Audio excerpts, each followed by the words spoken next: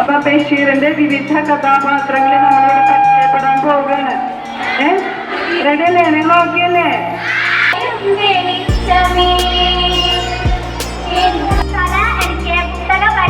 ബഹുമാനപ്പെട്ട അധ്യാപകരെ, എന്റെ പ്രിയ കൂട്ടുകാരെ, എന്റെ പേര് സലാഹിക്ക്.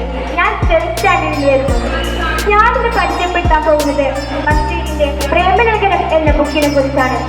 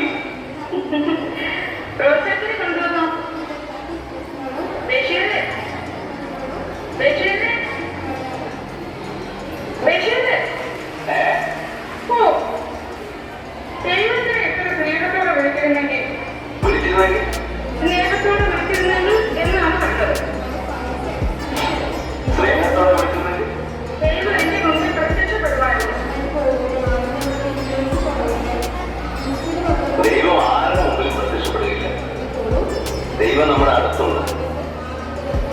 പ്രപഞ്ചങ്ങളായ എല്ലാ പ്രപഞ്ചങ്ങളുടെയും വിളിച്ച് ചൈതന്യം പ്രത്യക്ഷപ്പെടാനുള്ള ഞാനല്ലേ?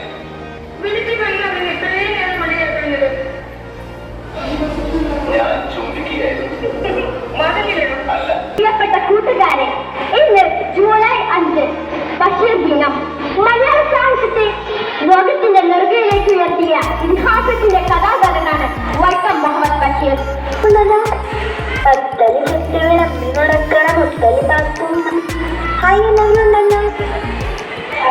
എന്റെ ആരും കഞ്ഞോളം കൊടുത്തു.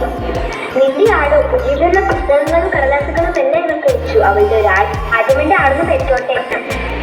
ഇതാവേദന അല്ല, കരയുന്നൊരു വേദന. ഇതാവേദന അല്ലല്ലേ? ഞമ്മൾ പറയില്ല, നിങ്ങൾ ആലോചിച്ച് കണ്ടെത്തിക്കോളി. ഞമ്മൾ പറയൂല, നിങ്ങൾ ആലോചിച്ച് കണ്ടെത്തി. വിടാതെ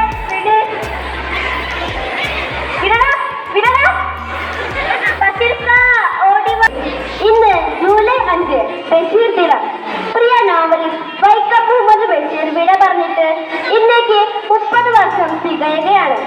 പ്രശസ്ത മലയാള നോവലിസ്റ്റും കഥാകൃത്തും സ്വാതന്ത്ര്യ സമര പോരാളിയുമായിരുന്നു അദ്ദേഹം.